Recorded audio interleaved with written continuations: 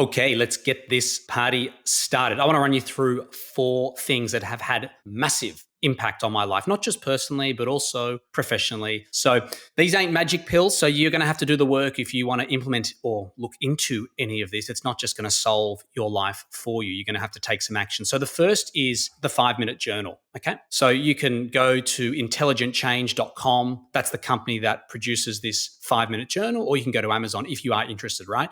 But let me break it down for you. This 5-minute journal is used by a lot of very big CEOs that run billion-dollar companies, that run companies turning over hundreds and hundreds of millions of dollars. Okay, so this 5-minute journal, it's a very profound journal. With the name 5 minutes, it can be done in 5 minutes. It's broken into a morning routine, which takes around 2 to 2.5 minutes, and then a night routine, which is around 2 to 2.5 minutes. And it's based on very deep research and human behavior psychology to make you feel better. Okay.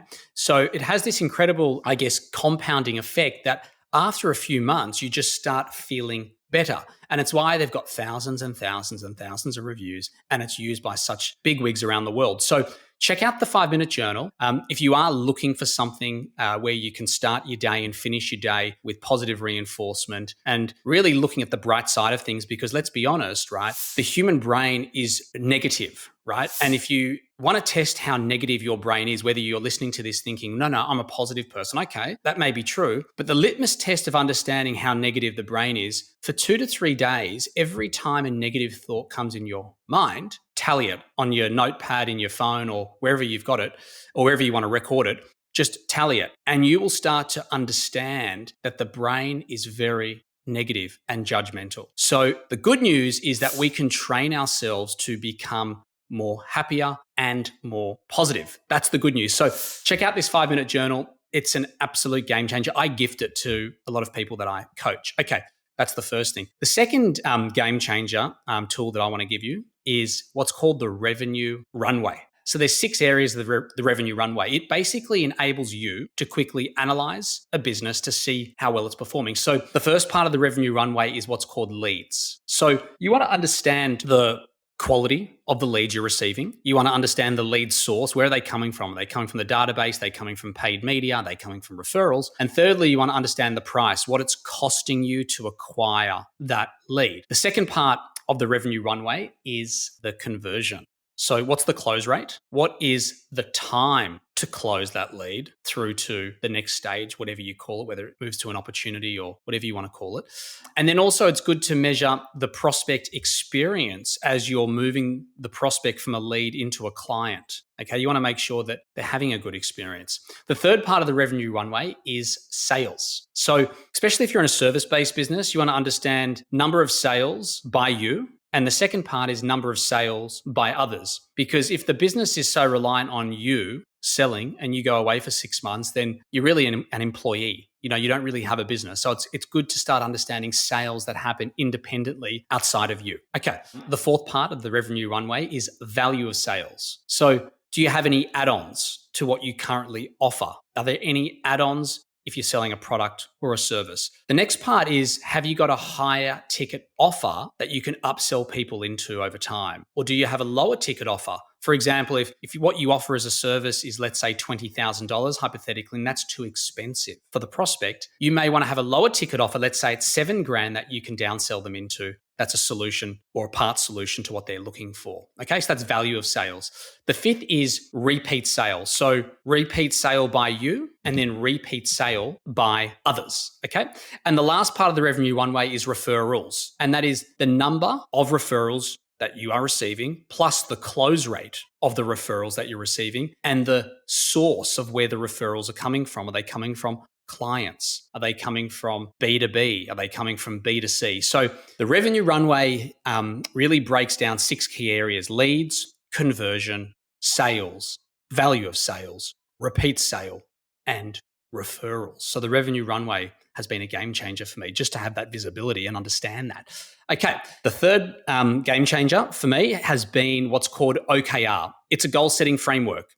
It's called, or stands for, Objective and Key Results. So Andy Grove, who from Intel, I think back in the 1970s, he brought in OKR. And then since then, a lot of other companies like Google, Atlassian, a lot of LinkedIn, Airbnb, a lot of massive tech companies have introduced this goal setting framework. So a lot of people just set goals. I just want to lose 4 kilos, or I want to stop smoking, or I want to increase sales by 33%, or, they set very non-measurable style of goals. So objective and key results, you can Google it online and you'll start to get a clear picture if I'm not explaining it really clearly to you, but it's very simple. So you start off with your objective, which is I want to lose 8 kilos. And then the key result is I want to lose, let's say 10 kilos. I want to lose 10 kilos as measured by me exercising 6 times a week for 30 minutes and stopping to eat ice cream 4 nights of the week. So it's a measurable outcome, which is going to attribute to you losing the 10 kilos. Or we want to, as a company, improve our customer, experience and referrals as measured by improving our net promoter score from 6 to 9. Okay, so it's really basic, but a lot of people actually don't set goals this way. So check out OKR, objective and key results. It's been a massive game changer for me regarding setting goals. Okay, the next part that I want to share with you is what's called GTD, which is getting things done. So this is all about managing yourself, your productivity, your organizational systems around yourself and your business in a really cool way. So GTD stands for getting things done. It was, developed by a dude called David Allen. And a lot of you will have to-do lists, and I'm sure you just write it down in your book in the morning or you write it in your phone. Some of you might have some apps that you use. But GTD is all about, it covers 5 steps, right? So the first is capture. So you're capturing everything, whether it's in your inbox, whether it's voicemail, wherever there is something that requires an action, okay? That's all about where can you capture it all from. So a lot of us have stuff coming in our inbox and then it doesn't really get on our, let's call it, to-do list. And so everything becomes a bit disorganized. So GTD is based on 5 steps. So 1 is capture. 2nd is clarify.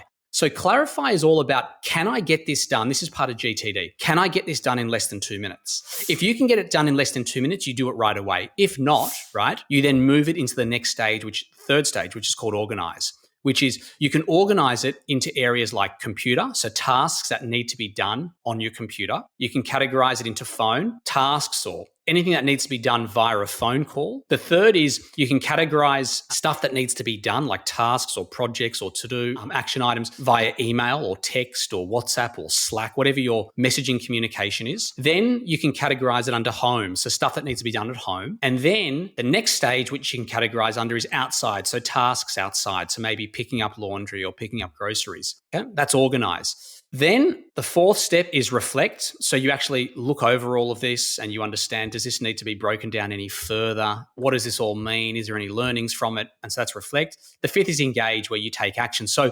GTD is all about this. It's all about you set yourself a task, for example, on the computer. So record a 7-minute podcast on blah, blah, blah. So what it's doing is you're identifying what needs to be done with a singular action. So when you look at it, you know exactly what needs to be done. This is the whole part of GTD, right? So every time you categorize something under, whether it's you've got to send an email. So send Sally an email and explain to her why her proposal is too expensive. So it's very specific. It's not just email Sally, it's telling you what to do so you can really move through all your to-do lists very quickly.